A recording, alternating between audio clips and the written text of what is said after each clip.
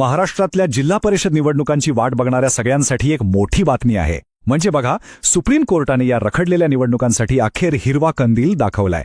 पण थांबा, यात एक मोठा ट्विस्ट आहे. हो, तर हाच तो मोठा प्रश्न आहे.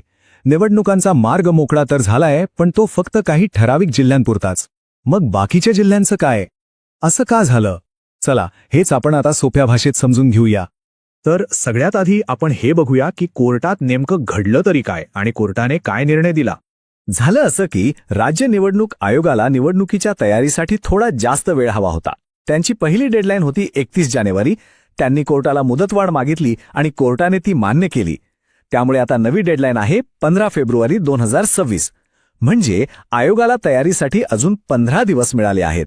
आणि हो, हा जो निर्णय आहे तो राज्यातल्या 12 जिल्हा परिषदा आणि त्यांच्या अंतर्गत येणाऱ्या 125 पंचायत समित्यांसाठी लागू आहे. याचाच अर्थ आता याच ठिकाणी निवडणुकीची तयारी खऱ्या अर्थाने सुरू होणार. आता येतो सगळ्यात महत्त्वाच्या मुद्द्यावर की फक्त याच 12 जिल्हा परिषदा का निवडल्या गेल्या? बाकीच्या जिल्ह्यांचं काय झालं? तर सगळा जो काही खेळ आहे ना, तो आहे आरक्षणाचा. ज्या 12 जिल्ह्यांमध्ये निवडणुका होणार आहेत तिथलं आरक्षण 50% आत आहे. त्यामुळे तिथे कोणतीही कायदेशीर अडचण नाहीये. पण उरलेल्या जिल्ह्यांमध्ये मात्र आरक्षणाचा आकडा 50% पुढे जातोय.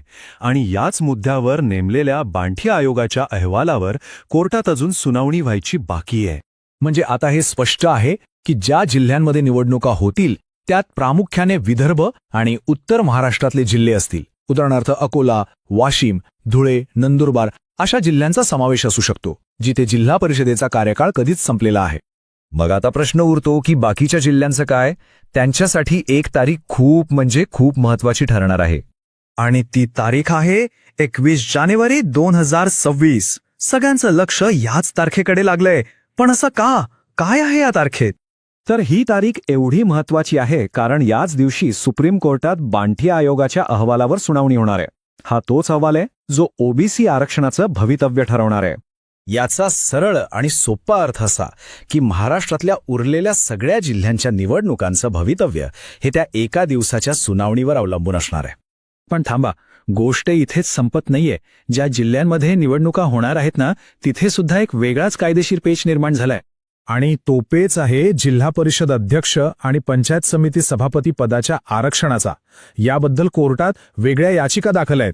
म्हणजे बघा, निवडणुका होतील, सदस्य निवडून येतील, पण या महत्त्वाच्या पदांवरची निवड मात्र कोर्टाच्या अंतिम निकालावरच अवलंबून असणार आहे. तर मग आता या सगळ्या परिस्थितीत पुढे नेमकं काय होणार आहे? पुढची पावलं काय असतील? तर पुढचा रोडमॅप अगदीच सरळ आहे. 1. निवडणूक आयोग लवकरच निवडणुकीचं वेळापत्रक जाहीर करेल. 2. त्या 12 जिल्ह्यांमध्ये निवडणुकीची खरी रणधुमाळी सुरू होईल. आणि 3. बाकीच्या सगळ्या जिल्ह्यांचं आणि नेत्यांचं लक्ष लागून राहील, ते म्हणजे 21 जानेवारीच्या सुनावणीकडे. तर एकीकडे काही जिल्ह्यांमध्ये निवडणुकीचा धुराळा उडणार हे तर नक्की झालंय.